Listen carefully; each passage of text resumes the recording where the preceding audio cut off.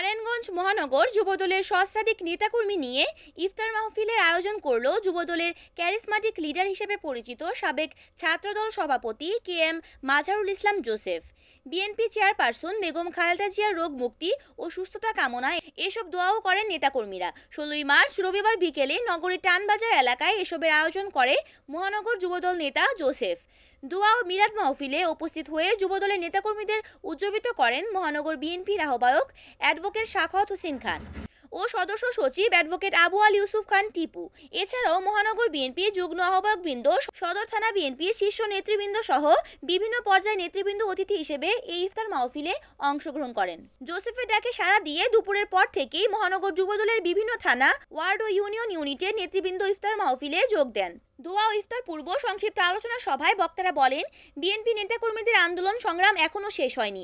জয়ী করার মাধ্যমে তারেক রহমানকে দেশের প্রধানমন্ত্রী হিসেবে অধিষ্ঠ করতে নেতাকর্মীদের ঐক্যবদ্ধ হয়ে কাজ করার তাগিদ দেন তারা। অন্যদিকে জোসেফ বলেন, দেশের বিরুদ্ধে এখনও ষড়যন্ত্র চলছে, এ বিষয়ে সকলকে সচেতন থাকার আহ্বান জানান। পাশাপাশি তিনি বলেন, সাংগঠনিক কাজ কখনো বিফলে যায় না, এর ফল একদিন আল্লাহ তাআলা দিবেই। এর আগে অসহায় দুস্থ ও পথচারীদের মাঝে তারেক রহমানের পক্ষ থেকে ইফতার সামগ্রী বিতরণ করে উপস্থিত অতিথি সহ যুবদল নেতৃবৃন্দ।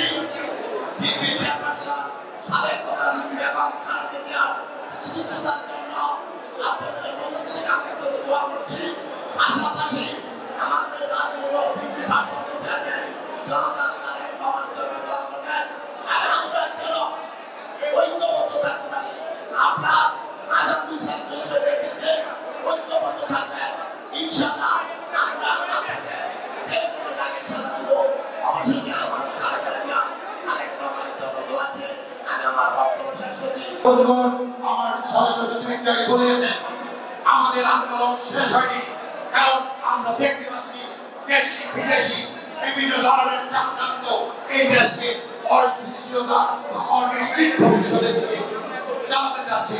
তাই আমাদের সর্বপ্রথম প্রাধান্য জায়গাটি হচ্ছে ঐক্য। আপনারা দেখেছেন আমরা আমাদের ঐক্যবদ্ধের মধ্যে থাকতে হবে। আমি একটা জিনিস বিশ্বাস করি, কাজ সাংগঠনিক কাজ কখনো বিফলে যায় না।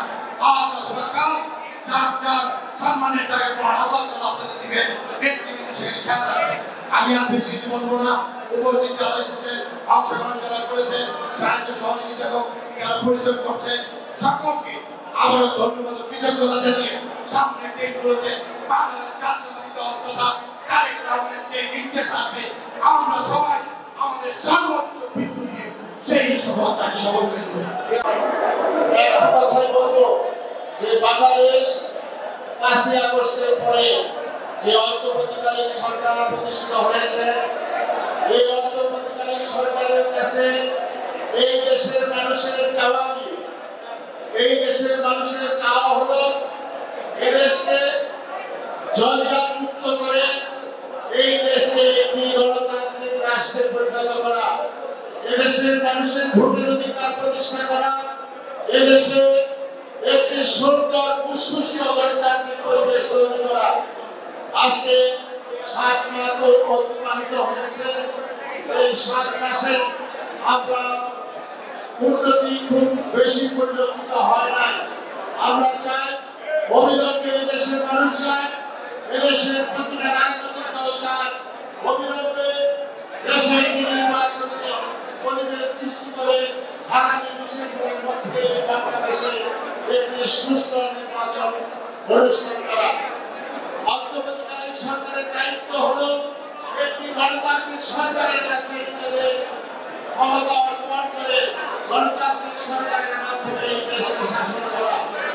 আমরা চাই এই বাংলাদেশ একটি গণতান্ত্রিক রাষ্ট্রে পরিণত করার জন্য এই বাংলাদেশে 5ই আগস্ট যারা আমরা রাজপথে ছিলাম, আমরা যারা মাঠে ছিলাম, আমরা সবাই বিভক্তি না হয়ে আমরা সবাই ঐক্যবদ্ধ থেকে এদেশের গণতন্ত্র উত্তরণের জন্য কাজ করব।